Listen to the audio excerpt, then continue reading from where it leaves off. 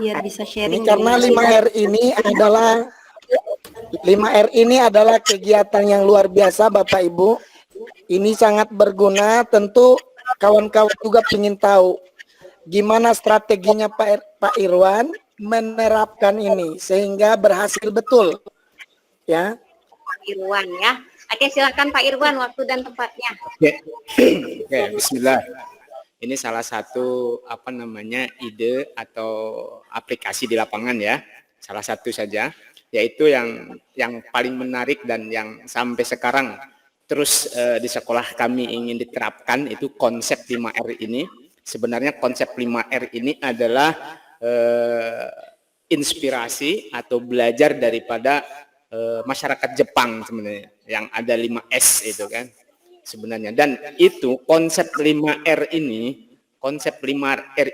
memang bagus sekali untuk diaplikasikan sebagaimana orang-orang Jepang itu kan, orang-orang Jepang kan selalu tertib, rapi, ya kan, itu karena konsep 5R ini bisa diterapkan di semua lini kehidupan masyarakat Jepang, baik di sekolah, di rumah, di kantor, atau di mana-mana. Nah, sedangkan inilah ya ternyata bahkan di sekolah kami ini, konsep 5R ini sampai mengadakan kegiatan pelatihan atau workshop. Kalau nggak salah kan di sekolah kita ini Pak Ahmad, sampai berapa hari kita? Ya, seminggu kayaknya. Dan ini sangat bagus sekali. Pak, kayaknya sudah komplit, Pak. Pak Budi Santoso sudah ada ya? Pak Rusli sudah, Ibu Helvia sudah, kemudian Pak Ahmad sudah, Ibu Umu Salma sudah, Pak Batavian sudah, Ibu Fairusni sudah, kemudian Ibu Fitri Amalia sudah, Ibu Husni sudah, kemudian Ibu Kurotul sudah ya. Pak. Ya. Kemudian Ibu Laili udah, Ibu ya, sudah.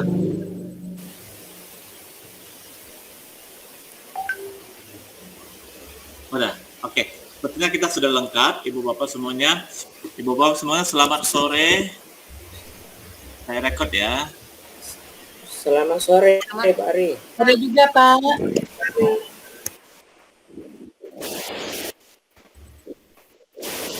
Baik.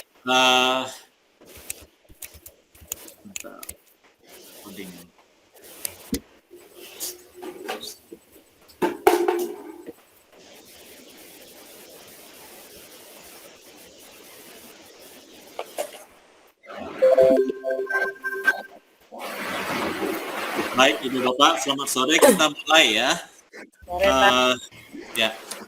Ibu Bapak, selamat datang kembali di pertemuan kita sore ini, ruang kolaborasi untuk presentasi kelompok. Pak Budi, minta tolong Pak Budi ditayangkan lagi yang kemarin saya kirim, boleh Pak? Oh iya Pak, siap Pak. Ya.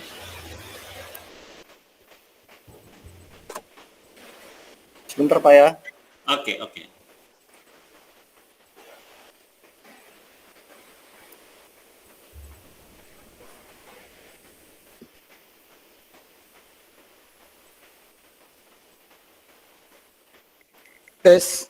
Tes. Apa suara saya bisa didengar? Benar, Pak. Benar. Mohon maaf Pak, kemarin judulnya apa ya Pak? Lupa saya Pak. Oh, PPT 1.2, nilai dan peran guru penggerak. Oke Pak. Disimpan nggak kemarin? Jangan lupa. Oke. Di sini Pak Baik. sudah tampak Pak. Ya, sudah, terima kasih. Coba ke slide 16, Pak Budi, slide 16. Oke. Baik, Ibu Bapak semuanya, sudah kelihatan bahan tayang ya? Sudah, Pak. Jadi ini adalah hari kedua atau sesi kedua untuk ruang kolaborasi. Boleh dilanjut ke berikutnya, Pak Budi. Nah, tujuan kita untuk pada pertemuan sore ini adalah masing-masing kelompok menyampaikan hasil diskusi kelompok pembuatan bahan presentasi atau poster tentang nilai dan peran guru penggerak dan strategi penguatannya. Kemudian CGP dapat memberikan umpan balik hasil tugas antar kelompok. Jadi artinya kan kita ada 3 kelompok ya. Ketika satu kelompok mempresentasikan, nanti 2 kelompok lainnya boleh memberikan umpan balik, boleh memberikan komentar, pertanyaan, begitu untuk perbaikan di masing-masing kelompok. Begitu ya, Ibu Bapak ya. Selanjutnya Pak Budi di slide berikutnya. Nah, jadi ini apa yang saya sampaikan ini adalah itu pembukaan. Aturan mainnya masih sama ya. Nanti di setiap ibu bapak kalau mau berbicara dinyalakan mic-nya. Kalau tidak berbicara, tolong mic-nya semuanya di off supaya lebih lancar kita. Nah, nanti dilanjutkan presentasi, poster dan aturan umpan balik lalu penutup. Slide berikutnya Pak Budi. Nah, saya ingatkan kembali. Ini kesepakatan kita dalam ruang kolaborasi ini. Semua orang memiliki kesempatan untuk berpendapat. Jadi Ibu Bapak nanti silakan raise hand atau kasih kode kalau ingin memberikan pendapat. Berpikiran terbuka dan saling menghormati ya Ibu Bapak ya. Kalau nanti ada teman yang memberikan komentar, memberikan pendapat, kalau kita nggak kurang sependapat itu hal yang biasa. Tapi sampaikan saja dengan baik bahwa di mana tidak sependapatnya di mana. Jika ada satu orang berbicara, maka yang lain mendengarkan. Jadi jangan semua berbicara. Berpendapat setelah dipersilakan ya, Ibu, dan kita semuanya berpartisipasi penuh dan mengikuti kelas dengan perasaan yang gembira. Oke, slide berikutnya. Nah, aturan presentasi, jadi setiap kelompok akan mempresentasikan hasil diskusinya dan diikuti tanggapan kelompok lain sekitar 25 menit. Setiap kelompok dapat menampilkan presentasinya dengan share screen hasil pekerjaannya pada aplikasi. Jadi ini setiap orang bisa share screen-nya Ibu Bapak ya. Lanjutnya. Nah, dipersilakan tampil kelompok 1, kelompok 2, dan kelompok 3. Terus berikutnya. Nah, nanti ada penutupan kemudian dan foto bersama. Kemudian kembali ke 24. Slide terakhir. Nah, jangan lupa ini adalah rubrik penilaian. Kemarin juga sudah kita diskusikan ya, ada 3 aspek dari segi kontennya, penyampaian, dan desain. Saya pikir itu pembukaan dari saya. Boleh ditutup Pak Budi. Sampai di sini ada yang mau bertanya Ibu Bapak? Kalau tidak ada, boleh kita lanjut ya. Mulai dari kelompok 1, boleh kelompok 1 presentasi. Kelompok 1 siapa? Ya Pak, boleh siap. Baik, silakan presentasi. Boleh share screen. Untuk Pak Budi, Pak Ahmad, dan Pak Rusli siap? Salah. Siap Bu, siap. Siap. Baik ya, kita mulai. Baik, Assalamualaikum warahmatullahi wabarakatuh. Selamat siang, selamat sore Bapak Ibu, guru hebat. Pada kesempatan ini kami dari kelompok 1 akan mempresentasikan hasil diskusi kita yang kemarin, yaitu ruang kolaborasi, nilai-nilai dan peran guru penggerak. Dan pada kesempatan ini saya selaku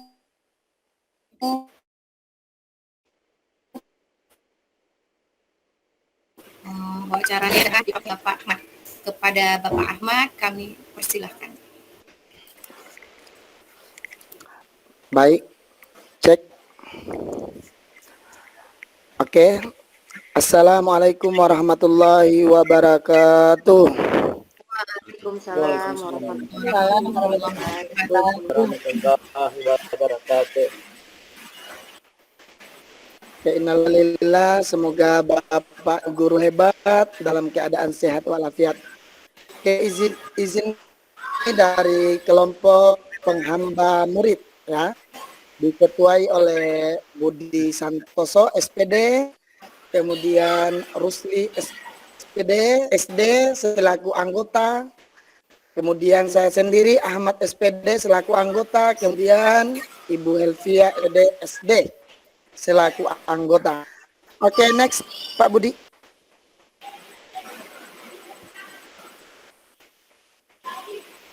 Bapak Ibu guru, Bapak Ibu guru hebat, ada beberapa yang harus dimiliki oleh guru, ya. Yang pertama itu menjadi pemimpin pembelajaran. Kemudian yang kedua menggerakkan komunitas praktisi. Yang ketiga menjadi coach guru. Dan yang keempat mendorong kolaborasi antar guru. Serta yang terakhir mewujudkan kepemimpinan. Oke, next Pak Budi. Sebentar Pak Ahmad, sebelumnya teman-teman tolong semuanya di mic-nya di mute ya, biar lebih enak kedengarannya. Biar Pak Ahmad saja yang mic-nya nyala. Silakan Pak Ahmad. Ya. Oke, terima kasih Pak Ari. Oke, Pak Budi itu masih kedengaran suara. Nah, terima kasih Pak Budi. Oke, terima kasih. Saya lanjut ya. Kemudian yang kedua, nilai-nilai yang harus dimiliki oleh seorang guru penggerak dalam mendidik. Yang pertama, nilai mandiri. Kemudian, nilai reflektif, nilai kolaboratif, nilai inovatif, dan nilai berpihak murid. Ini semua harus dimiliki oleh seorang guru penggerak. Next. Adapun bahan diskusi kita hari ini, Bapak Ibu, ya. Yang pertama, seperti apa perilaku yang pernah dilakukan terkait dengan nilai dan peran guru penggerak. Itu yang pertama. Kemudian yang kedua, strategi apa yang bisa dilakukan untuk menguatkan nilai dan peran guru penggerak. Next.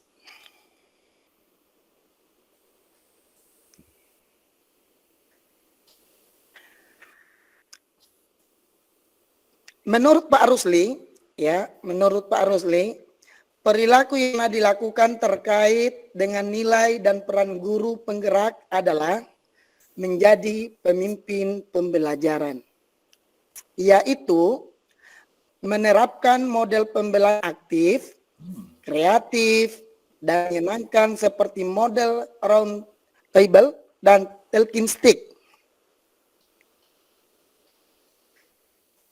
Kemudian, strategi yang bisa dilakukan untuk menguatkan nilai dan peran guru penggerak yang disebutkan tadi, yang pertama, tingkatkan kemampuan pedagogik dan banyak membaca dan cari informasi.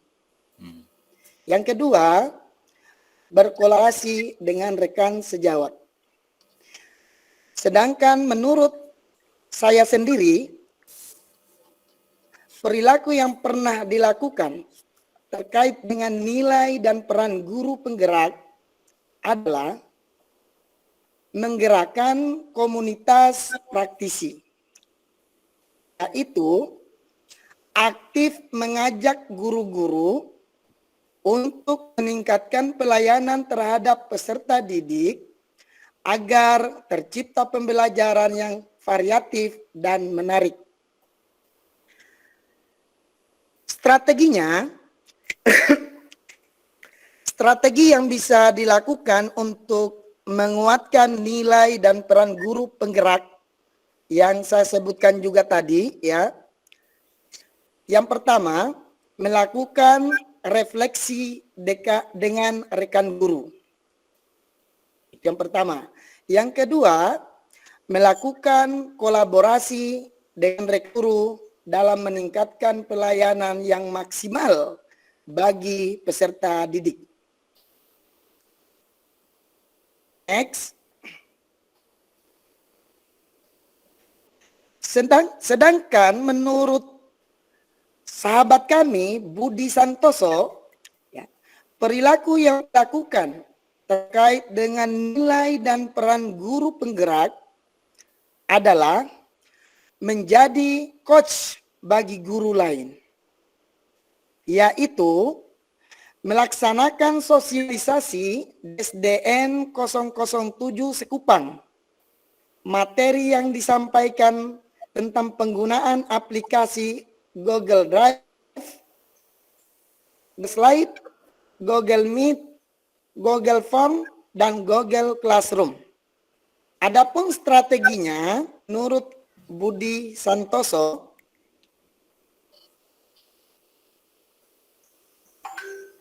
yang pertama, terus melatih kemampuan public speaking. Terus melatih kemampuan public speaking saya agar mampu menginfluence audiens dengan baik. Yang kedua, banyak melakukan literasi digital untuk selalu mengupgrade wawasan saya. Kemudian, menurut rekan kami, ya, perilaku yang pernah dilakukan terkait dengan nilai dan peran guru penggerak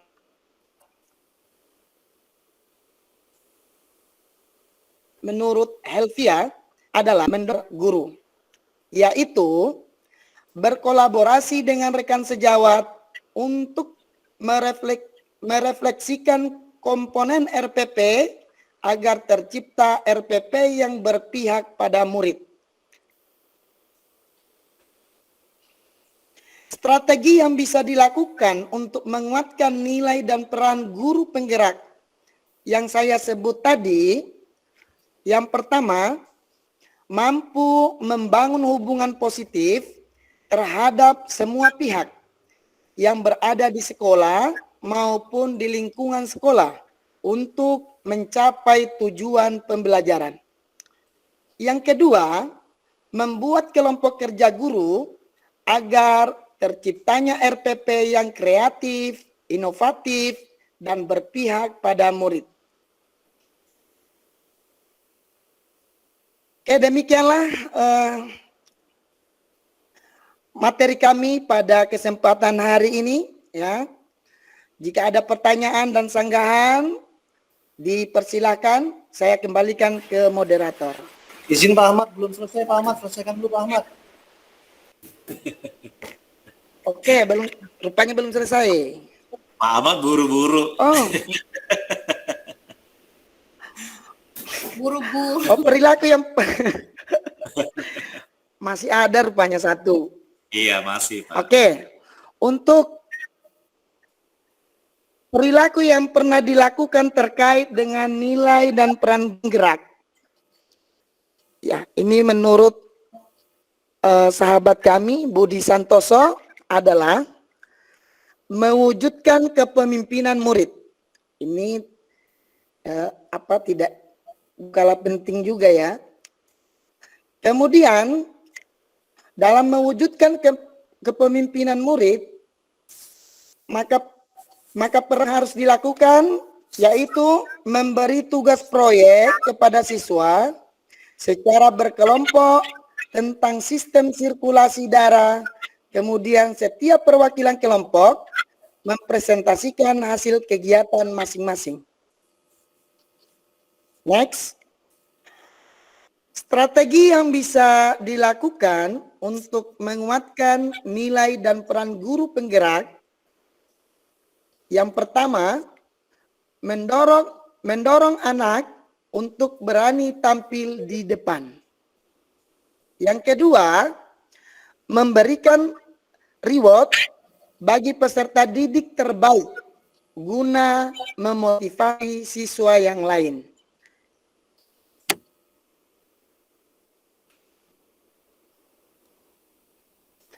Oke, terima kasih ya.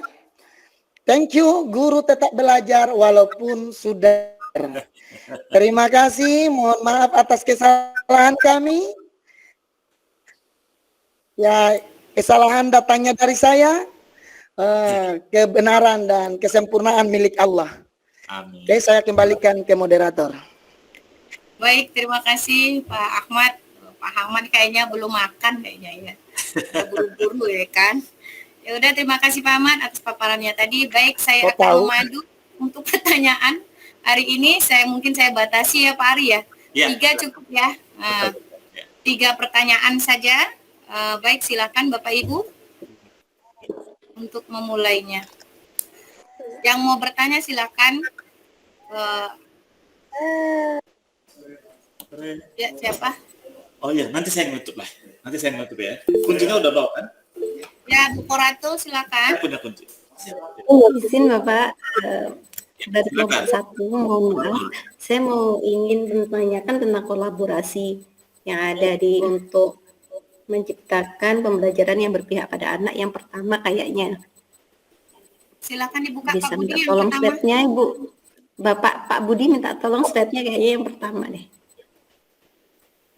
Nah ini kan strateginya adalah untuk bawahnya berarti Pak Rusli. Nah ini kolaborasi dengan rekan sejawat. Biasanya Bapak Ibu mau tanya saja ini tentang pengalamannya, kolaborasinya seperti apa sih? Mungkin bisa sharing, bisa kita masukkan juga kayak gitu.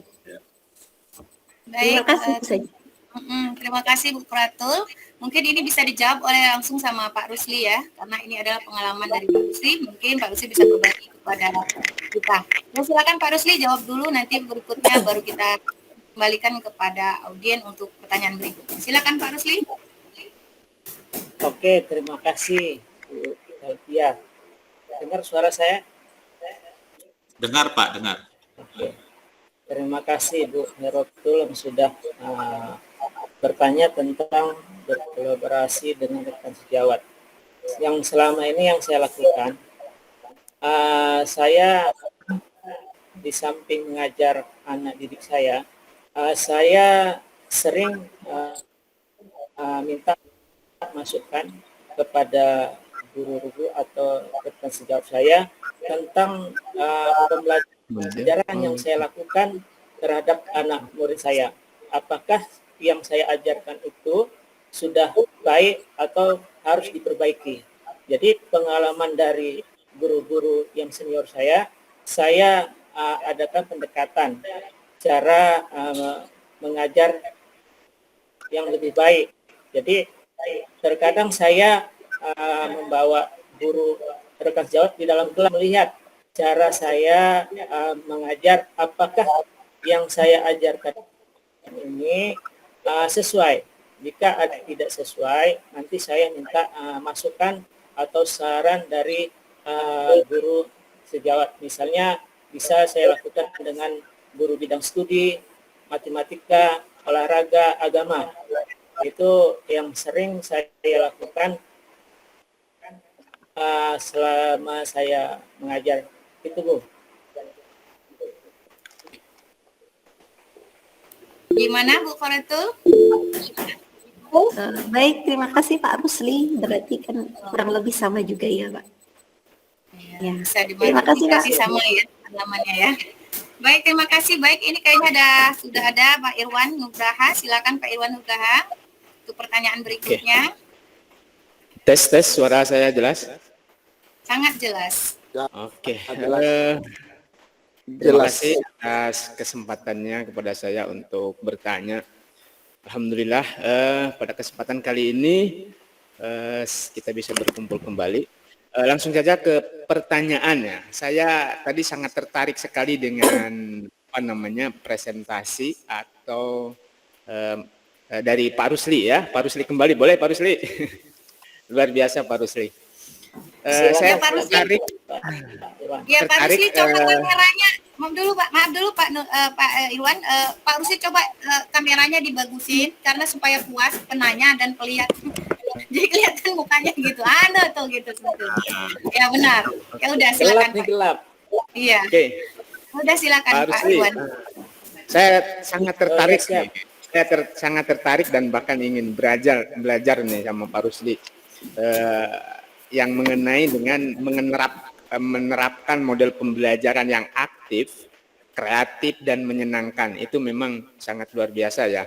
Nah di sini Pak Rusli memberikan contoh yaitu round table dan talking stick ya. Nah di sini saya terus terang seperti apa ini konsep model pembelajaran dengan round table dan talking stick ini? Bisa mohon penjelasannya, pengalamannya gitu, pengalamannya Pak Rusli. Kalau bisa ya insya Allah nanti ya karena Pak Rusli kan senang ya ketika senang berbagi, bahkan nanti untuk mungkin tadi kreatif kali ya ketika ingin menerapkan suatu model pembelajaran ya kan Pak Rusli ingin dievaluasi gitu kan, ditemani sama guru teman sejawat ya, di situ apakah model seperti ini bagus atau tidak, apa kekurangannya gitu kan, itu kan sudah dilakukan sama Pak Rusli ya. Nah sekarang saya ingin mendengarkan seperti apa sih round table dan talking stick itu. Nah pelaksanaannya, aplikasinya di lapangan seperti apa mungkin strateginya. Mungkin itu aja pertanyaan saya. Baik, Pak Irwan silakan langsung Pak Rusli menjawabnya. Oke, terima kasih Pak Irwan atas pertanyaannya. Tolong Pak Budi tampilkan di peran guru penggerak. Slide ke-6 kalau nggak salah, slide 6 itu. Oke.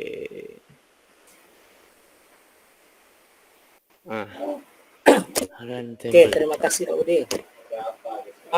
Pak Irwan, coba lihat foto yang ada di sebelah kanan Pak Irwan ya. Itu. Videonya juga kemarin kayaknya Pak sudah Irwan, ya. Udah. Biasanya Pak Irwan itu round table itu dilakukan per anak ya, kelompok kayak diskusi. Nah sekarang saya rubah itu Pak Irwan. Saya jadikan satu round table-nya, jadi satu kelompok besar. Jadi saya itu duduk di tengahnya. Jadi semua anak bisa saya pantau, anak bisa memberikan masukan atau apalah. Yang penting itu membuat suasana dalam keadaan gembira, senang. Jadi sebelum siswa itu menempatkan kursi, saya melakukan talking stick itu secara permainan. Oh iya. Jadi saya urutkan angka 1, 2, 3 sampai 5. Jadi anak itu saya suruh pilih dengan memberikan sepotong kertas yang ada lemnya. Jadi anak-anak itu saya beri potong kertas, saya bilang ini, anak-anak apakah suka bermain? Suka Pak. Oke, kita akan bermain sebentar. Bisa berhitung 1 sampai 5? Bisa Pak. Oke, kita berhitung 1, 2, 3, 4, 5. Dan sekian, saya sih anak kertas satu orang satu, dan saya bilang sama anak, Pak, kamu pilih angka kesukaan kamu dari 1 sampai 5 saja yang kamu pilih.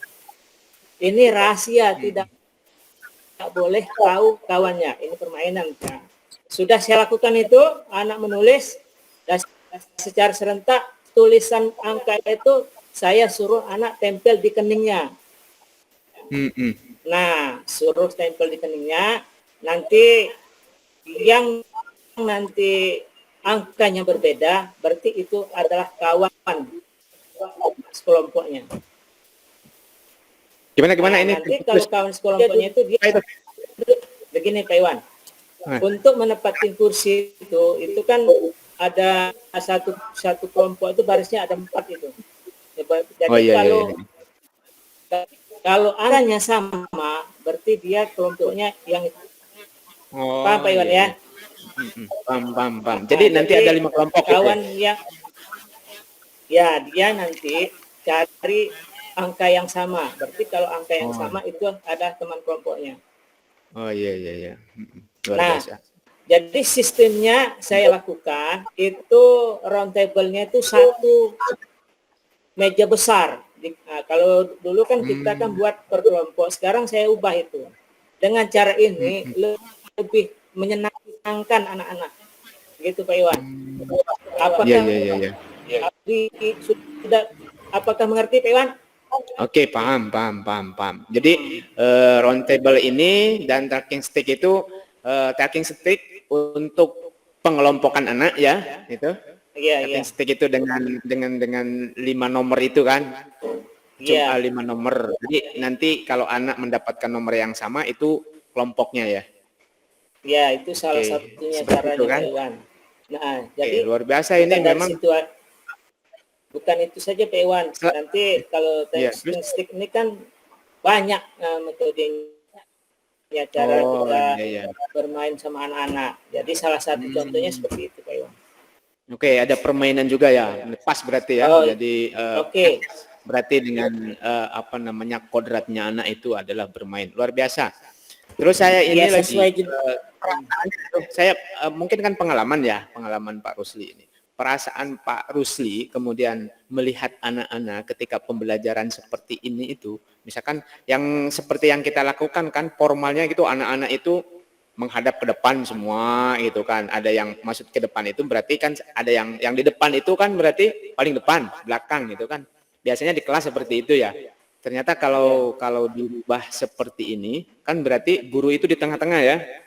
Iya. Nah, guru itu di tengah-tengah. Terus kalau mungkin anak-anak itu bagaimana nih kondisi perasaannya itu seperti apa itu?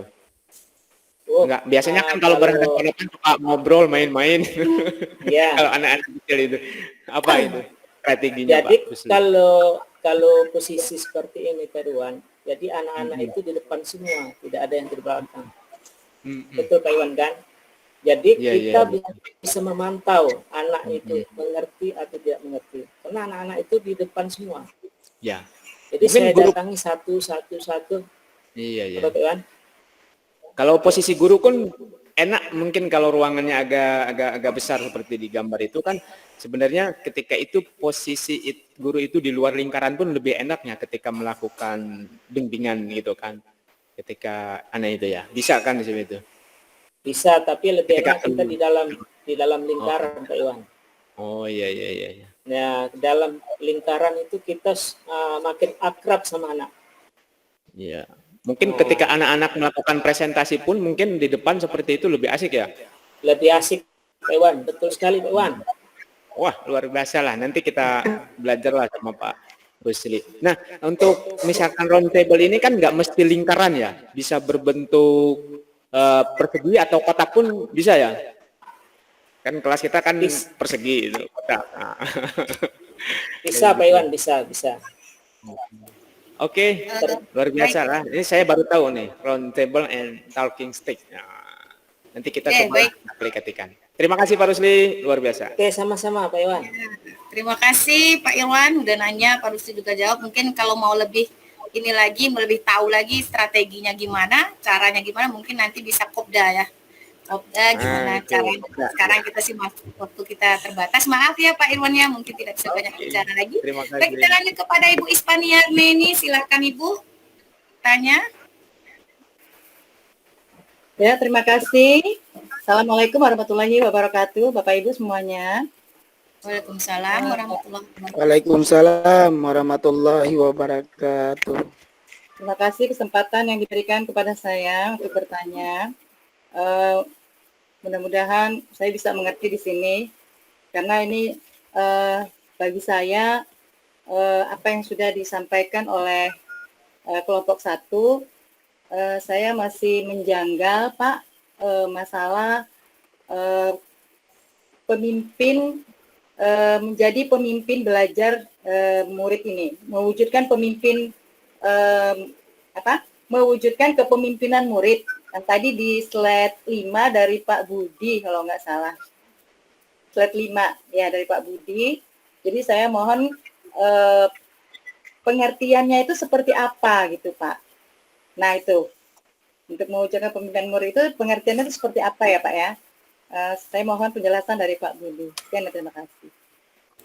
Baik, terima kasih Bu Ispaniar Neni. Mungkin Pak Budi Santoso bisa menanggapinya pertanyaan Pak Bu Neni tadi. Dipersilakan Bapak Budi.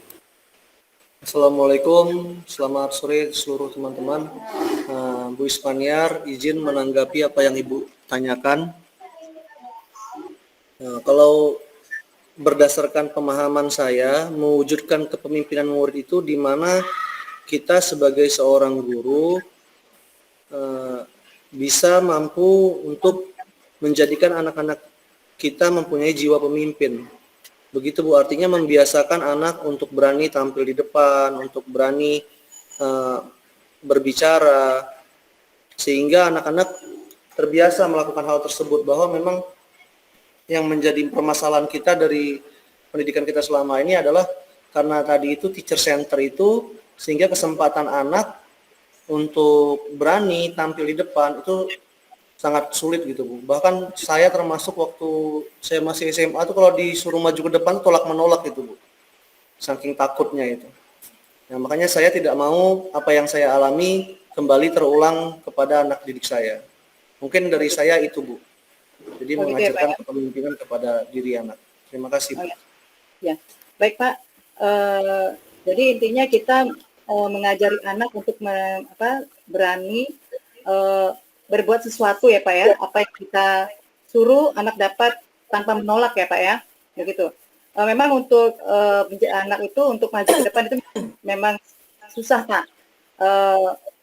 Semuanya anak itu bisa berani gitu ya Pak ya. Nah itu. Nah untuk keberanian dia itu bagaimana caranya Bapak atau kita guru merangsang anak itu biar berani itu gimana caranya Pak? Sementara dia kadang mau, kadang tidak. Apalagi kalau ya ini saya karena tadi ya Pak, ya, karena saya guru TK Pak. Mohon maaf nih, saya beda nih dengan Bapak guru TK.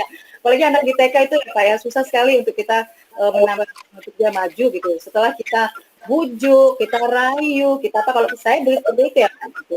Jadi biar dia mau maju ke depan. Bahkan kadang-kadang dia sampai mengeluarkan air mata gitu, saking disuruh ke depannya nggak mau gitu ya. Sementara kita berusaha nih untuk dia biar berani gitu, biar maju gitu kan, biar mandiri gitu maksudnya. Nah tapi kadang-kadang ya satu kelas itu mungkin ada 1, 2, 3 orang dia yang berani gitu ya Pak ya, untuk yang mungkin belum gitu. Nah sekarang saya minta kalau di SD itu gimana Pak untuk Bapak mendorong anak untuk biar dia berani maju gitu Pak. Mohon Pak penjelasannya Pak ya. Baik Bu Nani ya, mohon maaf ya Bu Nani, tapi tidak apa kalau ini kita mungkin dikasih kesempatan karena pertanyaan Bu Nani yang pertama tadi itu udah pertanyaan ketiga. Ini pertanyaan keempat. Nggak apa-apa Bu, biar saya Nggak jawab Bu. apa-apa ya. Oke baik, kalau Pak Budi silakan. Kalau masih ada waktu silakan karena teman lain. Ya baik, silakan Pak Budi. Izin Bu, nah kalau saya kebetulan selalu mendapat tugas untuk mengajar anak-anak di kelas tinggi Bu. Artinya anak-anak tersebut sudah bisa saya ajak untuk berpikir Bu. Yang pertama yang saya sampaikan motivasi Bu. Motivasi ini di dalam bentuk contoh-contoh syarat untuk menjadi orang kaya pada abad 21 ini Bu. Masya Allah. Syarat untuk menjadi orang kaya pada abad 21 ini ada 3 hal Bu. Apa anak mengerti? Yang pertama, kuasai data, kuasai teknologi, punya kemampuan public speaking yang baik. Artinya, anak jika memang ingin kaya, kalian harus berani untuk tampil di depan. Itu saya motivasinya dengan cara seperti itu, Bu. Oh, gitu. Itu salah satunya yang mendorong saya. Orientasinya pada kekayaan nih. Ya, contohnya seperti Menteri kita, Bapak Nadiem Makarim, lalu Belvan Devara, Zaki Ilmansyah, itu semua memiliki kapasitas itu Bu, sehingga mereka bisa sukses seperti yang mereka ini kan. Mungkin kalau saya dari tahu belajar itu sangat enak, sangat senang, mungkin saya dari kecil udah belajar, saya lambat belajarnya Bu. Saya jadi Ya Pak, tapi kan tidak ada istilah terlambat ya Pak ya. Kita masih mau belajar. Ya. Pak Budi kan sekarang kita jadi pemimpin pembelajaran, jadi pemimpin juga. Nanti kita jadi. Ya baik Pak, alhamdulillah. Terima kasih atas jawabannya. Izin Pak, boleh menambahkan sedikit? Ini berdasarkan pengalaman saya. Boleh tidak saya menambahkan? Kayaknya begini Bu Fairuz, mohon maaf karena nanti di sesi berikutnya aja. karena sama nih nanti ya pengalamannya saya rasa. Jadi Saya hanya mau menambahkan saja pengalaman saya menumbuhkan ini. Ya, tapi nggak apa-apa kalau tidak Selfie, ini saya nambah sedikit. ya silakan Pak. Bu Fairuz. Ya. Oke, untuk menambah sedikit saran untuk Ibu Ispaniar, Ya. kalau pengalaman saya Bu lagi untuk mereka untuk menanamkan keberanian terhadap siswa biar berani tampil. Kita kasih kata motivasi, Bu. Anak-anak, siapa yang bisa jawab ke depan, salah atau benarnya nanti Ibu kasih hadiah. Jadi karena kita ini tujuan untuk membentuk karakter pribadi anak itu supaya kuat di waktu pimpinannya. Jadi kita kasih, walaupun dia salah atau benar, kita kasih hadiah. Nanti kalau dia ke depan salah, kita kasih reward. Dia pun nanti kalau disuruh dia mau lagi, Bu. Nah, gitu, Bu. Salah satunya cara saya. Ya. Jadi benar salahnya itu saya kasih reward kepada siswa. Tapi hanya tampil ke depan. Lagi, Ibu, terima kasih. Oke. Berarti kuncinya reward. Saya rasa Bapak Ibu udah paham lah ya tentang pengalaman-pengalaman. Nanti juga bakal kita tahu juga pengalaman-pengalaman teman yang lainnya yang mungkin bakalan seru daripada yang pertama ini barangkali. Dan terus kita hemat waktu juga yang mungkin sudah jam 44 menit. Kami rasa cukup ya Pak Ari ya untuk satu ya Pak Ari. Terima kasih. Baik, terima kasih semuanya atas kesempatannya. Mudah-mudahan apa yang kami paparkan ini menjadi pengalaman-pengalaman dan ilmu-ilmu untuk kita semua. Baik, saya Elvia Rusna Dewi. Assalamualaikum warahmatullahi wabarakatuh. Waalaikumsalam. Terima kasih. Terima kasih Ibu Helvia, terima kasih untuk kelompok 1. Ini kelompok 1 apa ya? Apa yang mereka presentasikan? Kayaknya kelompok 1 tahu persis apa yang diharapkan dari tugas ini. Ini saya dari ingat kemarin kan Pak Irwan nanya, ini tugas ini maksudnya seperti apa? Lalu kan saya jelaskan. Apa yang dipresentasikan kelompok 1 ini persis seperti apa yang saya harapkan waktu saya jelaskan kemarin. Ini keren. Woi. Alhamdulillah. Karena Mantap memang. Memang mantap, Pak. Hidup, Dia mantap. hidup. Terus selanjutnya Ibu Bapak, Ibu Oh, dengar itu Irwan. Oke, selanjutnya Ibu Bapak, saya mohon kita bisa sedikit menahan keinginan untuk berbicara supaya teman lain punya kesempatan untuk berbicara. Gitu ya Ibu Bapak ya. Oke, kelompok 2 silakan. Kelompok 2 siapa? Pak Batavian. Ayo Pak Irwan. Ayo Pak Irwan, silakan Pak Irwan. Bu Ahmad matikan. siapa? Bu Fairuz silakan. Bu Fairuz buka. Bu Virus ya. Oke, saya ini ya moderatornya ya. Oke, Ya, baik. silakan. Alhamdulillah tibalah kesempatan untuk kami di kelompok 2 untuk mempresentasikan apa yang sudah kami diskusikan sebelumnya. Nah, untuk presentasinya ya dari kelompok kami nanti masing-masing akan menjadi juru bicaranya karena ini berdasarkan pengalaman dari masing-masing guru yang ada di anggota kelompok kami. Oke, baik. Kita mulai saja Pak Batavian, silakan ditampilkan slide-nya. Bapak Ibu, baik untuk memanfaatkan waktu kami akan mempresentasikan tentang peran dan nilai dari guru penggerak. Kelompok inspiratif beranggotakan Husni Ahmad, Quratul Imtania, Laili Juliani, dan Ispaniar Neni.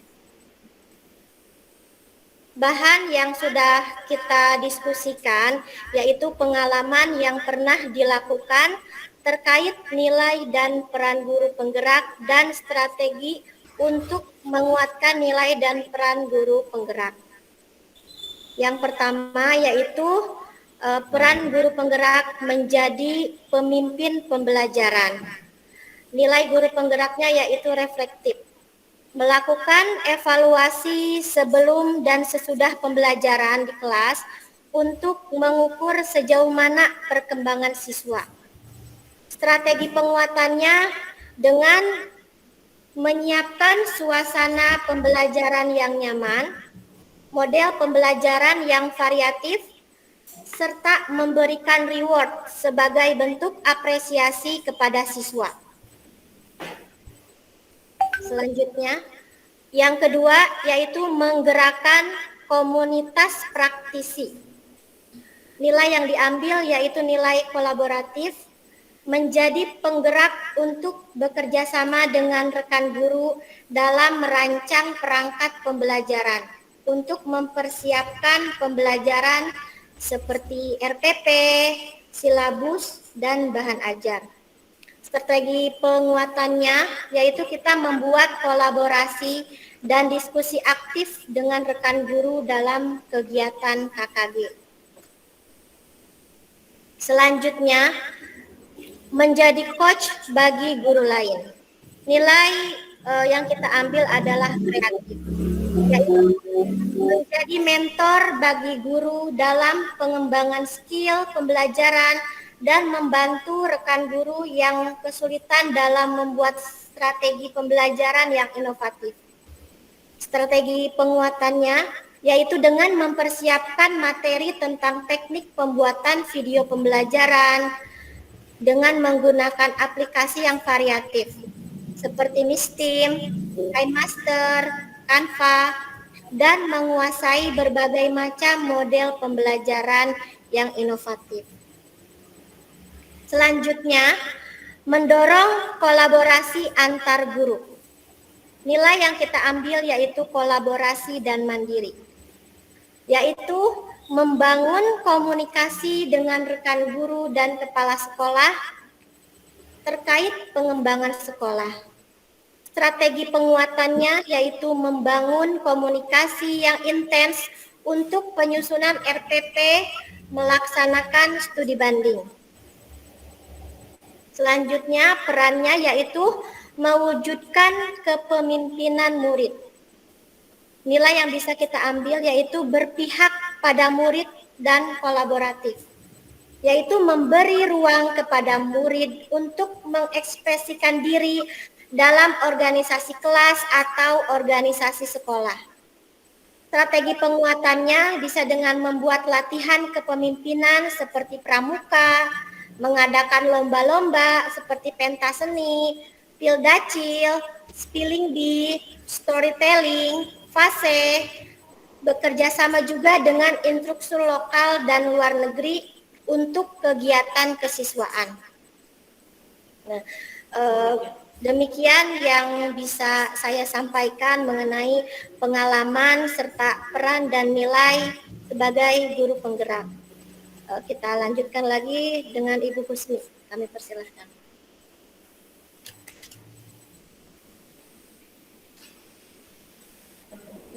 Oke, terima kasih. Itulah pemaparan yang singkat dari rekan kami, Ibu Laili, menyampaikan secara singkat, padat dan jelas tentang dan peran guru penggerak. Nah, sekarang kita buka sesi sharing. Jika ada Bapak dan Ibu guru yang ingin memberikan komentar, saran atau perbaikan untuk hasil diskusi yang sudah kelompok kami lakukan, dipersilahkan. Oke, yang pertama Pak Ahmad. Izin masuk. Oke. Baik. Assalamualaikum warahmatullahi wabarakatuh. Waalaikumsalam warahmatullahi wabarakatuh. Mohon dibuka kembali peran guru yang keempat.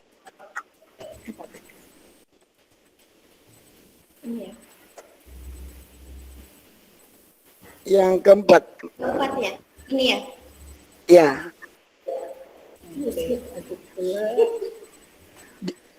Selanjutnya. Selanjutnya. Oh, yang kelima. Oke, ini. Oke.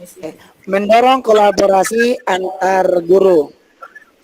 Di situ tertulis ada kolaborasi dan ada mandiri. Yang masih saya nanya-nanya di pola pikir saya, yaitu tentang mandiri. Nah, seperti apa itu mandiri? Sedangkan diperani yaitu mendorong kolaborasi. Mandiri, inilah kita misalnya. Silakan dijelaskan. Oke, jelaskan sama Bu Ismail. Oke, terima kasih Pak Ahmad.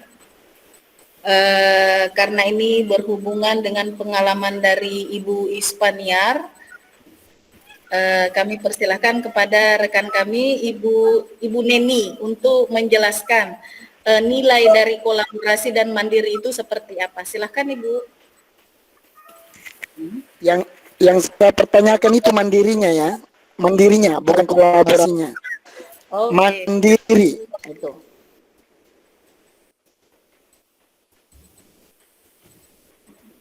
Ibu Ispaniar, mic-nya dinyalakan dulu, Bu. Oh iya, ya Bu Pak. Baik, alhamdulillah.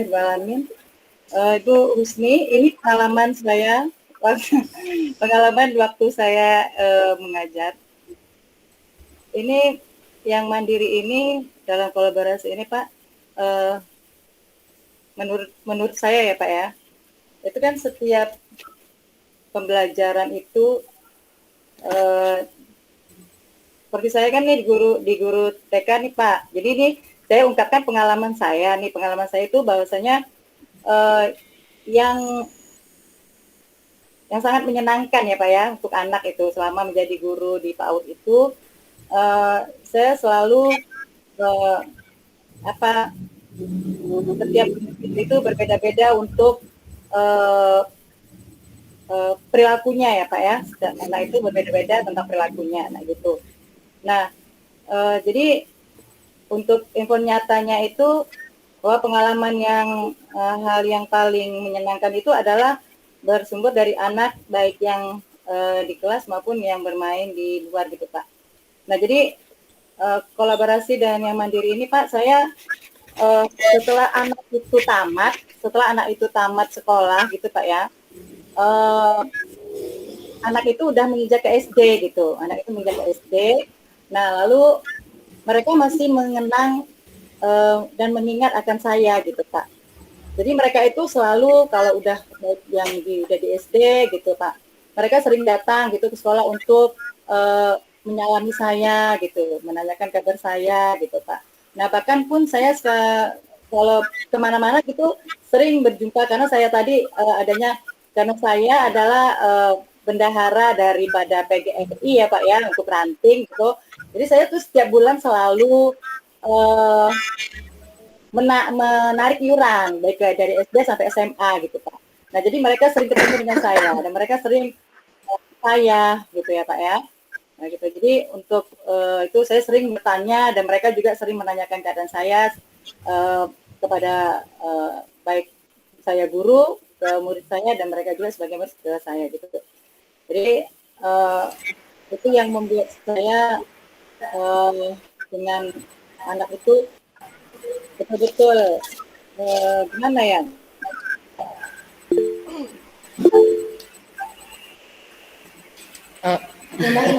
Oke, maaf. Udah, Ibu Neni? Suaranya? Oke, mungkin saya... Oke, sudah? Oke. Terima kasih Bu Neni. Mungkin karena rekan sekelompok, saya ingin menambahkan sedikit yang dimaksud kolaborasi dan mandiri, yang maksudnya Pak Ahmad masih gamblang gitu. Ini karena menyangkut penyusunan RPP. Jadi mandiri itu misalnya saya membuat RPP yang abad 21 seperti apa gitu, tanpa melihat maksudnya mencari dari sumber lain gitu. Jadi saya sudah tahu pengertian abad 21 itu seperti apa.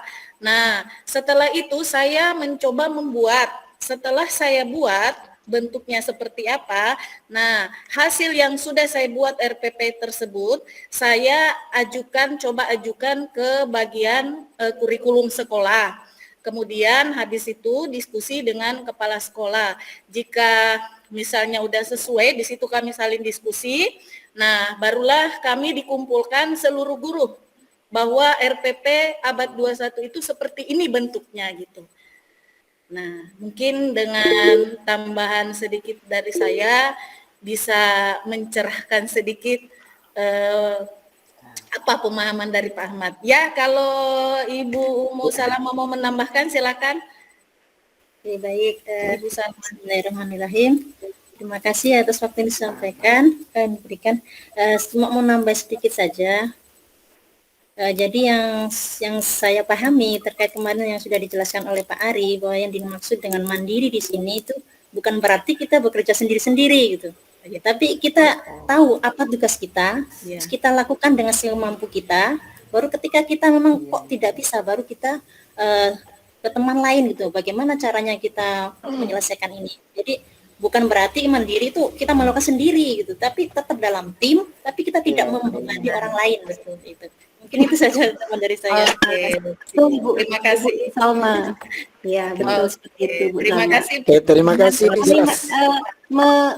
Menambahkan lagi sedikit tentang ini, tentang kemandirian juga untuk melatih, mohon maaf Bapak Ibu, untuk melatih kemandirian kita juga perlu adanya studi banding untuk mengukur kita. Dari kita bisa melihat dengan sekolah yang lain, guru yang lain, mungkin kadang kita merasa sudah bagus, sudah bisa melaksanakan kemandirian tersebut, sudah tanggung jawab dengan apa yang seharusnya menjadi tanggung jawab kita secara ikhlas, sukarela, dan tahu tanggung jawabnya dilaksanakan dengan baik. Tapi kita juga kadang harus berstudi banding dengan pihak yang luar agar kita bisa mengukur kita, melakukan refleksi lagi, kemudian melakukan perbaikan jika memang ada kekurangan dan menguatkan jika ada kelebihan. Seperti itu Bapak. Itu akan lebih mandiri menurut saya. Terima kasih. Kami dari kelompok 3 menambahkan.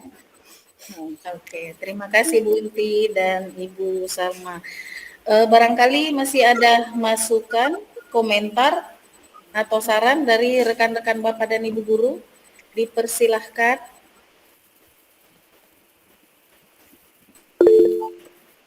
Oh, Pak Irwan. Silakan Pak Irwan.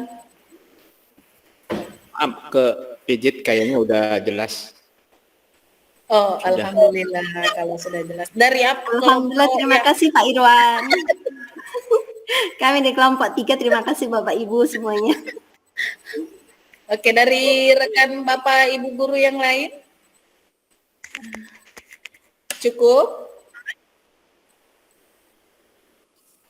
Oke, karena mengingat waktu masih ada satu kelompok lagi, kami dari kelompok 3, kelompok inspiratif, mohon maaf sebesar-besarnya jika seandainya hasil yang telah kami paparkan masih ada kekurangan. Jika masih ada perbaikan, mohon masukannya untuk kelompok kami. Terima kasih Pak Ari. Saya kembalikan ke Pak Ari. Baik, terima kasih Bu Usmi untuk kelompok 3 sama ya. Jadi artinya jawabannya itu ya persis sama dengan kelompok 1. Artinya itu yang diinginkan dari tugas ini ya itu yang diberi, bisa juga luar biasa. Terima kasih Pak Ari. Ya juga. Terima kasih Pak Ari. Terima kasih Pak Ari. Kelompok 2, silakan. Sudah oke? Oke, bagaimana Mr. Batapian? Oke, Bisa sudah saya dialih sama Bu Alma, Bu Salma ya. Oh, Bu Salma. Oke, silakan Bu Salma. Tidak bagus, ya.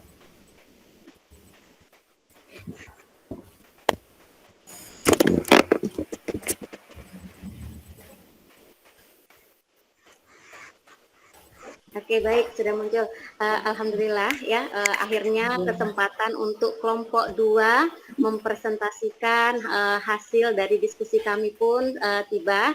Dan untuk kelompok 3 ini adalah kelompok 2 adalah kelompok bintang, di mana anggotanya yang pertama ada Pak Irwan, kemudian ada Pak Batavian, ada Ibu Umu Salma, ada Ibu Fitri, dan saya sendiri Ibu Fairuz. Oke, untuk tidak memperpanjang waktu lagi, maka presentasi dari kelompok 2 ini akan kami mulai. Silahkan Pak Irwan dimulai terlebih dahulu.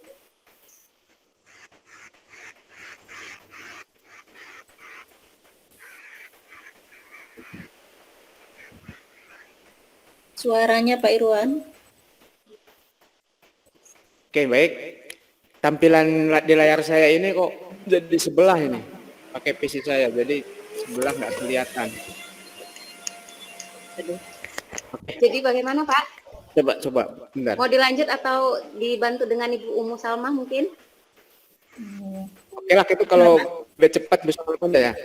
Ibu Salma aja, Ibu Salma. Silakan Ibu Salma. Salma, silakan. Waktu dan tempat kita persilakan. Sampai tuntas ya Ibu ya. Baik, bismillahirrahmanirrahim. Assalamualaikum warahmatullahi wabarakatuh. Waalaikumsalam. Baik, karena sudah banyak waktu ya, jadi langsung saja ya. Langsung saja dari kelompok kami, dari diskusi mandiri terkait dengan pengalaman dan kemudian peran sebagai guru penggerak. Selanjutnya strategi apa yang dilakukan? Hasil diskusi kami adalah yang pertama kita ulas dulu kembali peran guru penggerak. Peran guru penggerak di sini adalah menjadi pemimpin pembelajaran, kemudian menggerakkan komunitas praktisi, yang ketiga menjadi coach bagi guru lain, yang keempat mendorong kolaborasi antar guru, dan yang kelima mewujudkan kepemimpinan murid. Baik. Yang pertama menjadi pemimpin pembelajaran. Berdasarkan pengalaman dari Pak Irwan, jadi di sini menurut Pak Irwan dalam pemimpin pembelajaran itu beliau sudah menerapkan konsep 5R, yaitu ringkas, rapi, resik, rawat, dan rajin. Seperti itu. Kemudian membimbing siswa yang kreatif dan mandiri, seperti tampak pada gambarnya ya Bapak Ibu. Dan selanjutnya di poin kedua, menggerakkan komunitas praktisi. Ini pengalaman saya. Jadi selama menjadi guru di sekolah saya yang tempat kerja saya sekarang itu, saya pernah berperan sebagai koordinator tim observer PPDB. Jadi di situ berdasarkan arahan dari kepala sekolah, saya diminta untuk membuat mulai dari instrumen observasi hingga kemudian pengolahan data. Jadi setelah saya buat konsepnya, saya berkolaborasi menggerakkan kawan-kawan di tim observer itu, mengajarkan mereka bagaimana menggunakan instrumen ini sehingga nanti bisa digunakan untuk mengobservasi siswa yang akan masuk ke SDIT gitu. Selanjutnya dari data yang terkumpul kami petakan. Jadi observasi ini bukan untuk tes tidaknya siswa ke sekolah, tapi dipetakan kemampuannya secara kemampuannya. Karena memang untuk masuk ke SD itu sudah ada pakemnya. Ketika sudah usia 7 tahun tuh mau tidak mau kan harus diterima seperti itu.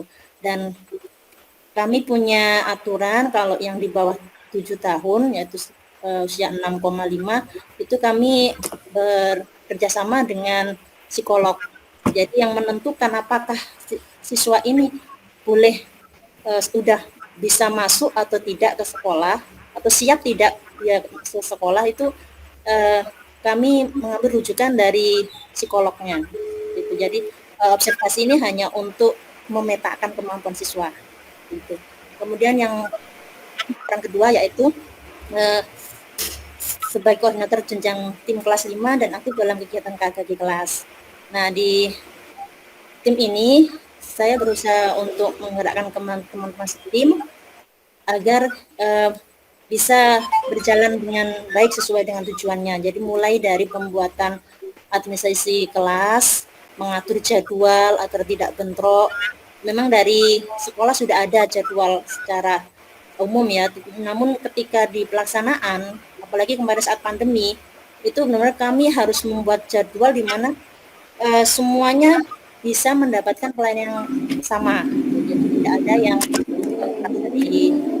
Nah, kemudian juga kami setim ini membuat modul. Jadi ada produk yang kami hasilkan yaitu modul pembelajaran. Jadi semua guru kelas 5 ini semua walasnya wajib membuat modul. Nah itu dari diskusi kami, dari kerjasama kami. Jadi kalau ada salah satu yang mempunyai kendala itu ya kami bekerjasama untuk menyelesaikannya agar bahwa produk ini belum selesai dan bisa digunakan oleh siswa.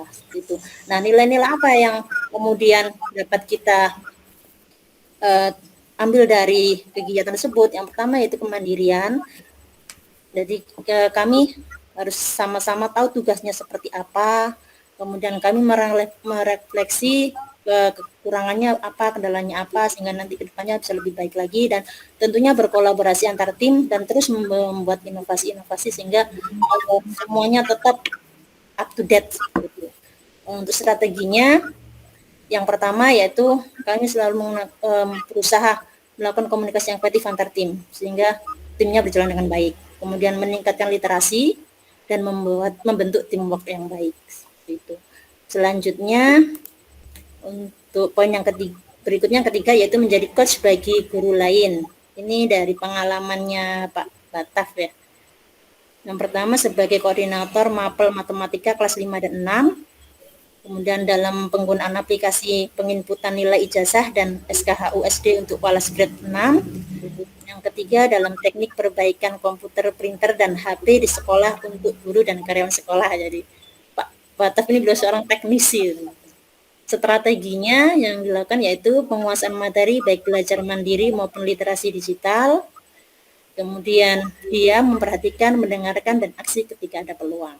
Seperti itu. Selanjutnya di poin yang keempat, mendorong kolaborasi antar guru.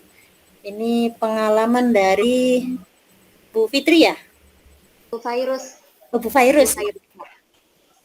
Ya, pengalamannya adalah kolaborasi yang dilakukan. Yang pertama, pembuatan media belajar, kemudian pembuatan administrasi sekolah, atau RPP, merancang pembelajaran di luar sekolah yang dalam bentuk CTL dan file brick. Seperti itu. Kemudian strateginya untuk penguatan nilai-nilai tersebut yaitu mencari referensi sumber media belajar dari buku dan internet, kemudian berbagi pengalaman atau sharing dengan teman sejawat. Dan berikutnya yang terakhir mewujudkan kepemimpinan siswa oleh Bu Fitri yaitu memberikan siswa kesempatan dalam mengembangkan potensi, minat, dan bakat. Contohnya adalah kegiatan ekstrakurikuler, pramuka, dan tapak suci. Demikian presentasi dari kelompok kami. Selanjutnya saya kembalikan kepada Ibu MC. Terima kasih. Baik, terima kasih untuk Ibu Salma atas penjabaran dari presentasi kelompok kami. Nah, Bapak Ibu, kini saatnya untuk kita buka sesi bagi Bapak Ibu yang ingin mengajukan pertanyaan atau memberi saran ya, atau juga memberikan pendapatnya. Oke. Baik, bagi yang mau kami persilahkan, boleh raise hand-nya, silahkan Bapak Ibu. Jika ada yang ingin ditanyakan. Ayo. Kita buka sesinya untuk tanya jawab. Sepertinya karena udah terlalu sore ya, jadi sepertinya udah paham semua ya. Oke, baik. Ada yang mengangkat tangan ya, Pak Ahmad. Oke, Pak Ahmad, silahkan Pak Ahmad. Waktunya kita berikan. Oke, nggak ada orang, biarlah saya ngisi. Silakan Pak. Oke, mohon umur. Saya mau lihat peran guru nomor 1 tadi dari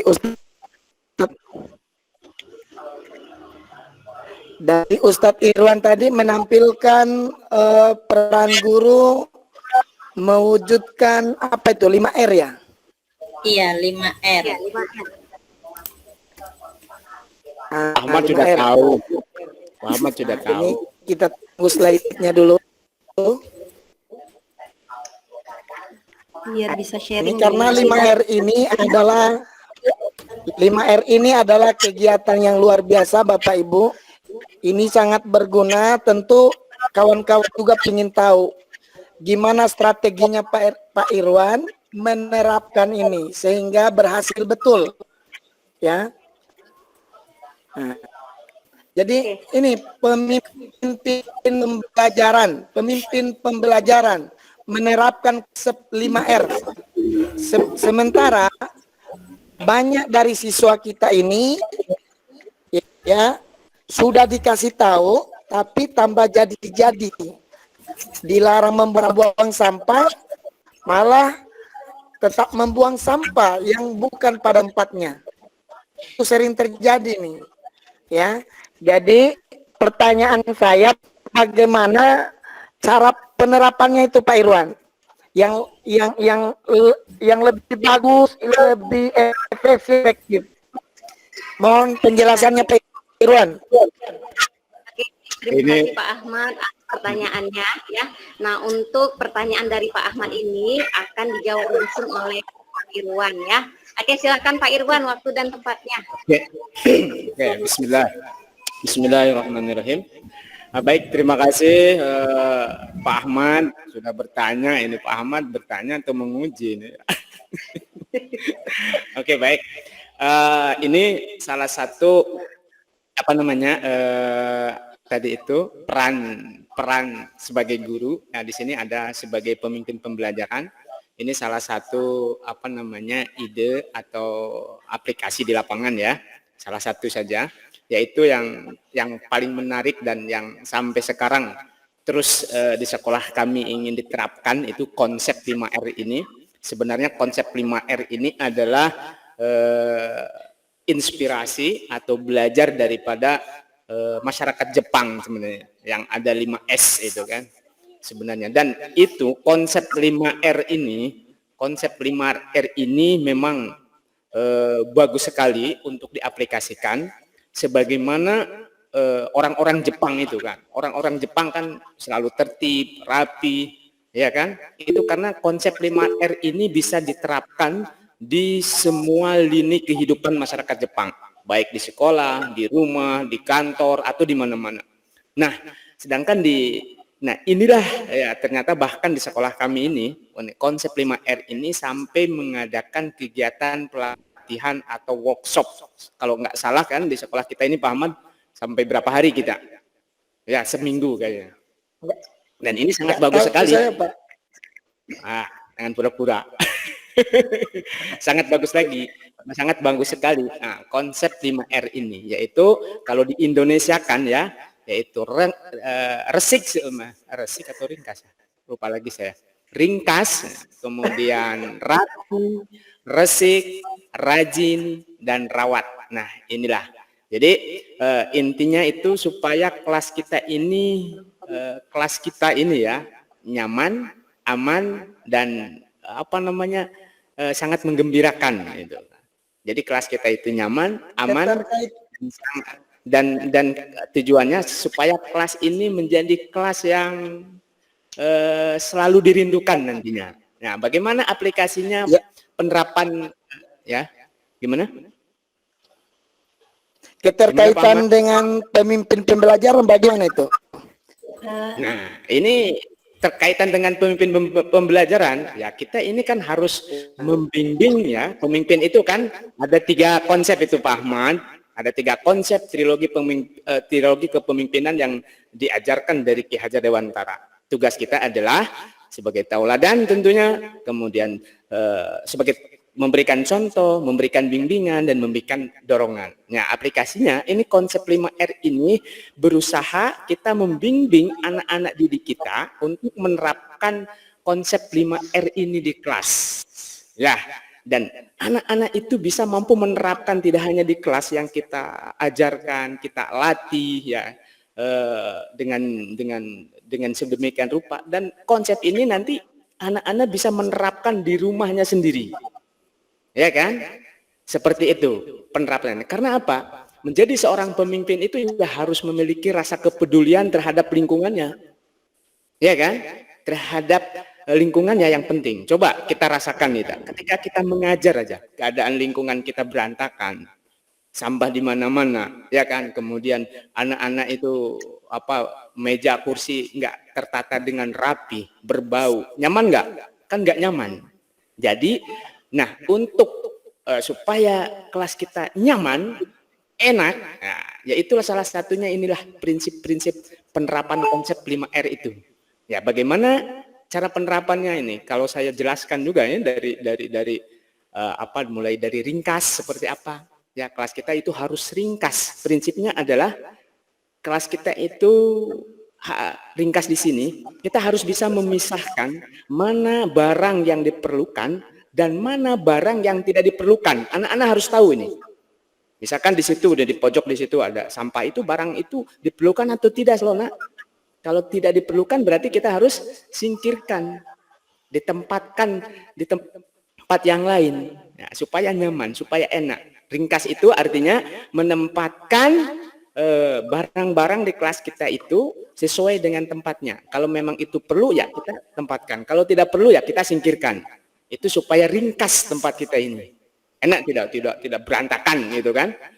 Nah, itu salah satunya. Kemudian rapi.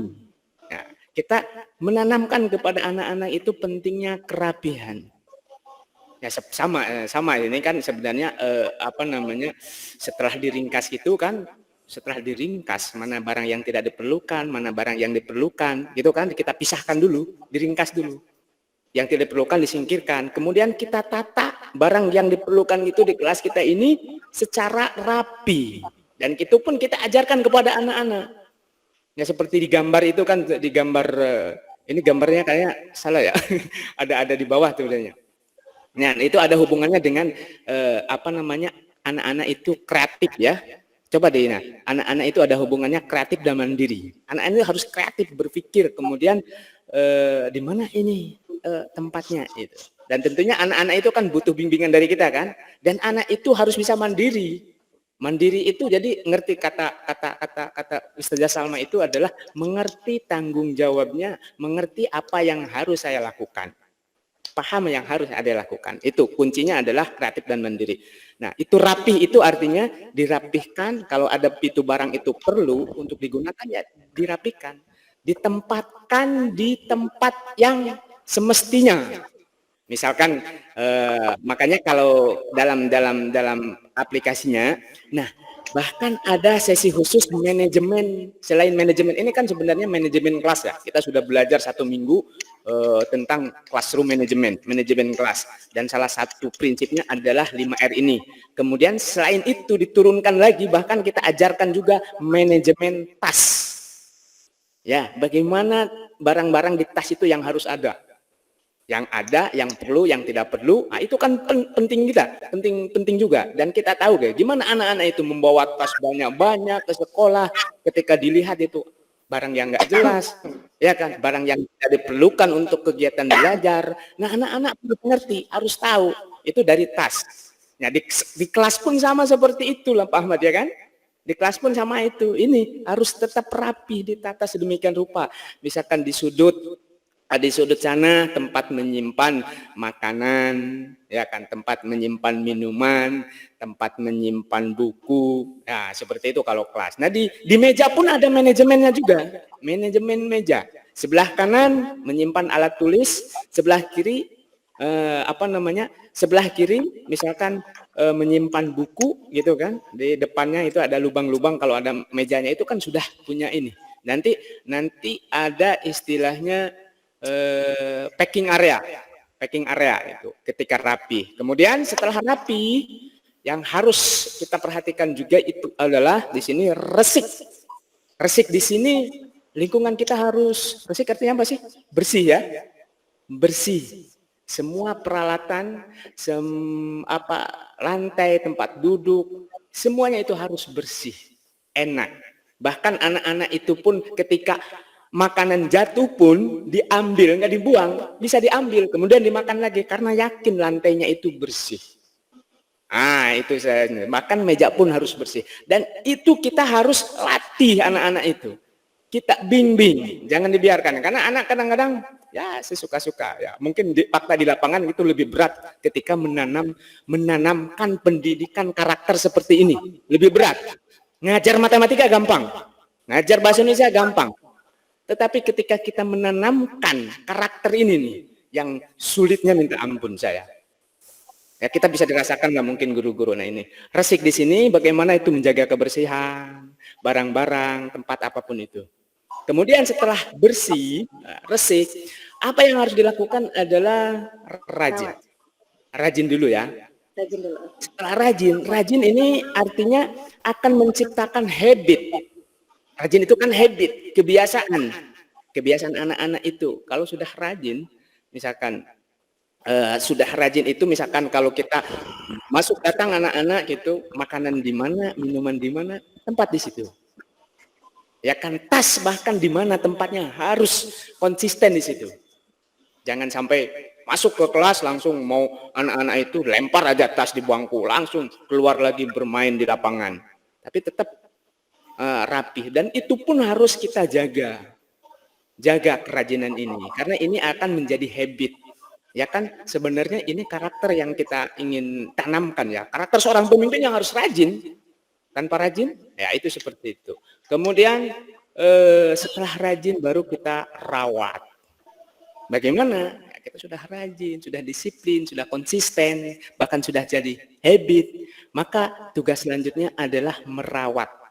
Merawat itu artinya mengemong. Kalau dalam bahasa ini kan mengemong. Kalau kita merawat anak itu ngemong. Kalau barang-barang itu kan dirawat. Artinya mempertahankan yang sudah kita jaga, tadi yang sudah diringkas oke, sudah rapi, sudah resik. Ya kan? Oh, kebalik kayaknya, Su. Mungkin ini Bapak izin Bapak. mungkin Pak Ahmad sudah paham ya maksud dari Pak Irwan ya. Pasti sudah, karena itu kayaknya Ya Pak Ahmad sudah paham Sudah, ya Pak sudah. Ahmad? Sudah paham, sudah. Oke, baik. Jadi, mudah-mudahan apa yang Sudah paham ya? Panjang kayaknya kalau saya ceritakan. Sudah. Oke, Izin. baik. Alhamdulillah Pak Izin, Ahmad Bu paham ya. Virus. Oke, baik. Ibu Ibu Virus. Prof mau menambahkan atau apa? Mohon maaf Bapak Ibu, saya ingin menanyakan sesuatu Oh, mau bertanya? yang Oke, menjadi silakan, mengganjal Ibu. ke saya. Sebetulnya program-program itu yang dicetuskan itu bagus-bagus semuanya. Dari yang ditampilkan pengalamannya saja program-programnya bagus-bagus banget. Yang saya tanyakan itu karena itu mungkin keluhan saya sendiri, gimana untuk menjaga kita sebagai guru ya, bukan sebagai anak posisinya.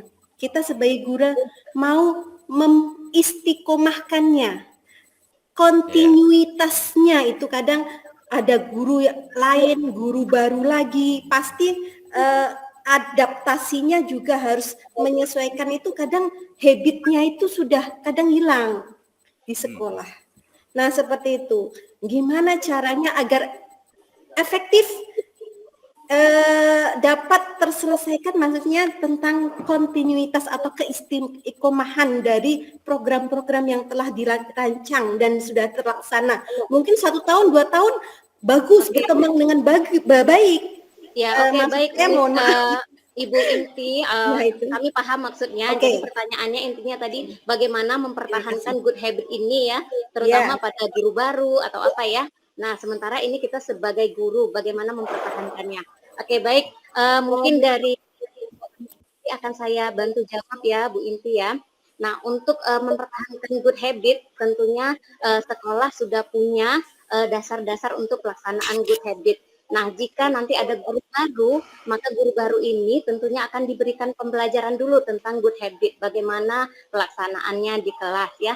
Dan untuk bagaimana anak-anak bisa mengikuti, tentu saja ya guru-guru ini harus bisa menjadi teladan ya, teladan bagi murid-muridnya, sehingga murid-murid nanti bisa mengikutinya ya. Nah, menurut saya begitu Ibu Inti, atau mungkin dari kita ada yang mau menambahkan? Ya, bisa Izin Bu atau Pak Batavian. Bu Batavian ada yang mau ditambahkan, silahkan. Oke, baik Bu Inti tadi paham ya untuk pembiasaan dari good habit ini ya. Baik, Bu Virus. Paham ya? Oke, baik. Nah, kita buka satu lagi pertanyaan terakhir ya. Nah, di sini Pak Budi sudah mengangkat tangan. Silahkan Pak Budi, mungkin ada yang mau ditambahkan, mau ditanyakan, silahkan. Izin Bu, tadi tertarik saya ingin menjawab pertanyaan dari Bu Porotul. Oh, mau menambahkan. Oke, baik Bapak, silakan Pak Budi. Ya, ini kalau pengalaman pribadi saya sih, yang jelaskan yang pertama ada 3 yang akan kita bawa itu Bu. Salah satu ilmu yang bermanfaat. Salah satunya ilmu tadi itu kan Bu. Itulah kenapa saya berpikir kenapa saya harus mengikuti guru penggerak. Saya ingin menjadi bagian dari komunitas ini agar saya bisa lebih bermanfaat lagi bagi murid, khususnya murid saya pribadi khususnya, dan pendidikan di Indonesia. Itu salah satu cara saya agar saya terus tetap semangat, bahwa inilah bekal yang akan saya bawa nantinya di kemudian hari. Lalu yang kedua, komunitas pendidikan yang bisa menumbuhkan minat dan bakat kita, itu harus kita terus gali terus, Bu, gitu, Bu. Jadi kalau bisa memang aktif, bangun kebersamaan nih, seperti Pak Ahmad nih luar biasa, teleponan dengan saya sampai jam 11 malam. Nah, itu salah satu bentuk dari menjalin silaturahmi, menggali terus semangat supaya agar komunitas ini tetap terjaga. Sebenarnya program ini luar biasa kalau menurut pendapat saya. Begitu, Bu. Tetap jalin. Oke, baik, terima kasih. Baik, terima kasih Pak Budi masukannya. Oke, nah Bapak Ibu sekalian, untuk sesi pertanyaan di kelompok di sesi kami ini kita cukupkan. Dan harus kasihan itu. Pak Rusli, ada yang mau ditambahkan Pak Rusli? Halo? Mau menambahkan atau bertanya Pak Rusli? Mau bertanya. Mau bertanya. Oke, baik. Ya, Bagaimana Pak aja. Lagi? Udah tutup Pak Rusli, udah tutup. Ibu, sebentar aja dari Ibu Salma ya tadi ya, tentang literasi. Oke, Ibu Salma, silakan Ibu Salma slide-nya.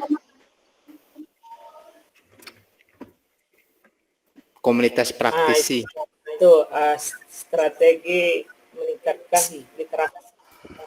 Nah, itu literasi kan banyak itu yang kita bisa lihat, ada membaca, menulis, kan itu kan. Nah, yang saya mau tanya atau minta saran dari Ibu Salma, itu bagaimana cara kita untuk membiasakan anak untuk melakukan itu, literasi itu. Karena kita sendiri kadang-kadang malas membaca dan lainnya lah. Nah, untuk menjadi kebiasaan kita melakukan itu, Bu, yang Ibu terapkan di sekolah. Baik, terima kasih Pak Rusli. Nah, mungkin pertanyaan dari Pak Rusli ini akan dijawab langsung oleh Ibu Salma ya. Akan Ibu Salma? Baik, bismillahirrahmanirrahim. Baik Pak Rusli, sebenarnya selesai ini tentang ini ya, dengan komunitas praktisi menggerakkan kawan-kawan rekan-rekan kerja ya, Bu. Jadi khusus ke siswanya tidak di poin ini sebenarnya, tapi baik saya coba jawab berdasarkan pengalaman saya yang pernah kami lakukan di sekolah gitu. Jadi selama ini untuk menggerakkan literasi di sekolah itu kami ada program literasi seperti itu. Jadi ada beberapa menit yang kami memang khususkan untuk literasi untuk anak ini. Jadi di beberapa menit pertama sebelum belajar itu anak diberikan waktu untuk membaca, kemudian menyampaikan kembali apa yang dibacanya, seperti itu. Itu salah satu programnya. Kemudian juga memberikan tugas-tugas literasi di rumah. Terus juga ada program perpus di kelas. Jadi di tiap kelas itu ada difasilitasi semacam pohon perpustakaan gitu. Jadi ada rak yang khusus untuk buku-buku itu, dan anak-anak bisa baca di situ di sela-sela waktu istirahatnya. Terus juga kemarin alhamdulillah kami perpusnya ikut juga program dari perpustakaan daerah ya, untuk program lomba perpustakaan. Dari situ juga kami ikut program seperti itu. Jadi memberikan semangat untuk anak agar rajin membaca, seperti itu Pak, yang sudah kami terapkan di sekolah. Mungkin bisa untuk lain. Terima kasih. Oke, baik, terima kasih Ibu Salma. Mungkin dengan jawaban Ibu Salma, Pak Rusli bisa untuk mengerti ya. Oke, mohon maaf Ibu Ispaniar mau bertanya atau apa? Karena sesi pertanyaan tadi kita sudah ini untuk ini aja Bu, sebagai menambahkan, bukan menyimpulkan dari menyimpulkan. Oke, silakan. Pak Ahmad, mohon maaf nih, mungkin pengertian dari yang 5 tadi Pak, 5 peraturan tadi itu kan saya dengar Bapak panjang sekali gitu ya untuk jawaban Pak Ahmad gitu, panjang lebar gitu ya. Mungkin yang saya dapat saring di sini itu intinya cuman mengajarkan kepada anak sikap tanggung jawab kepada anak itu untuk menjaga dan menciptakan keindahan kelas ya Pak ya. Keindahan kelas kita sendiri dan mengajarkan anak untuk disiplin, diri, tertib dan tanggung jawab dengan apa yang sudah kita berikan kepada mereka agar mereka tumbuh bagaimana caranya Harus mohon untuk di-mute Pak Rusli. intinya ya Pak ya. Nah, mungkin itu aja. Itu aja Bu yang saya sampaikan. Oke, baik, terima kasih masukannya Ibu Ispaniar. Oke, Bapak Ibu sekalian, presentasi dari kelompok kami sudah selesai dan pertanyaan maupun saran sudah kami terima. Mudah-mudahan apa yang disampaikan oleh kelompok kami bisa menambah wawasan kita semua. Oke, untuk kegiatan selanjutnya kembalikan lagi pada Pak Ari sebagai fasilitator.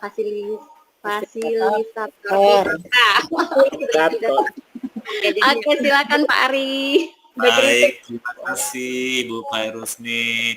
Terima kasih. Tepuk tangan dulu untuk kelompok 3, luar biasa. Ibu Bapak, saya melihat antusiasme kita yang luar biasa untuk berbagi pendapat, bertanya, berbagi pengalaman. Ini luar biasa. Saya pacangkan jempol. Terima kasih Pak Ari. Terima kasih Pak Ari. Tidak ada yang harus saya luruskan karena semuanya udah bagus, kontennya bagus.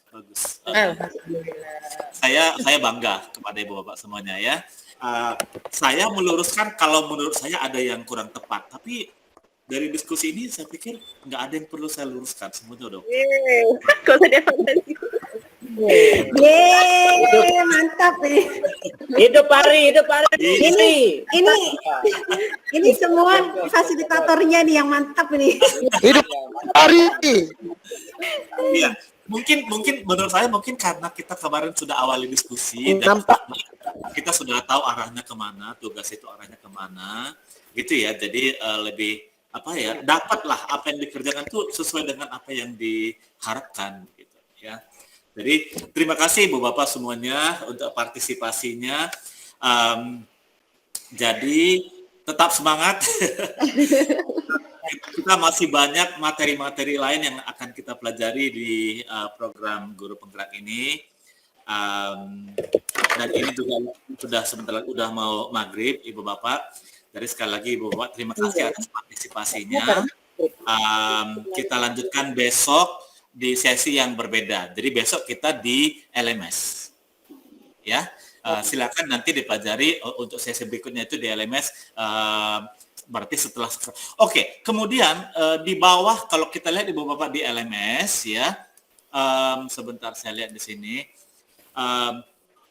Di LMS itu di bawahnya ada tempat posting mengirimkan tugas. Jadi Ibu Bapak supaya setiap orang mendapat nilai, meskipun ini adalah ini adalah tugas kelompok, tapi setiap orang mengunggah. Gitu ya, meskipun itu setiap anggota kelompok itu mengunggah file yang sama itu nggak apa-apa, supaya ada dasar saya untuk memberikan nilai. Karena kalau satu orang nanti yang dapat nilai cuma satu orang, kan gitu ya. Jadi silakan diunggah. Ada tempatnya itu di bawah Ibu Bapak. Jadi kalau saya lihat di sini di bawah presentasi ada 12A52 ruang kolaborasi unggah tugas nilai dan peran guru penggerak.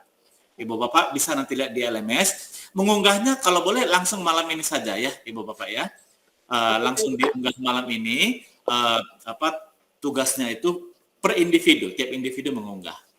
Berarti nanti nilai setiap anggota individu dalam kelompok itu adalah akan sama. Seperti itu Ibu Bapak.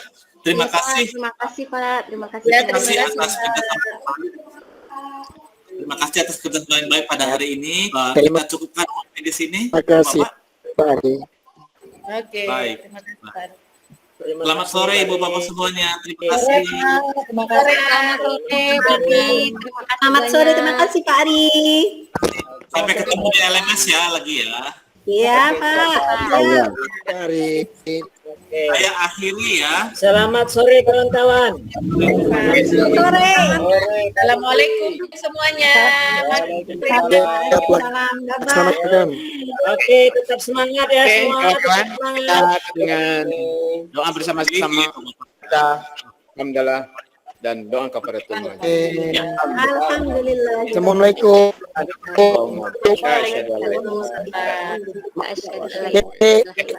Izin mau Mau maghrib nih, sudah diteriak-teriak nih. Mau maghribnya, sama Bapak Ibu. Selamat sore.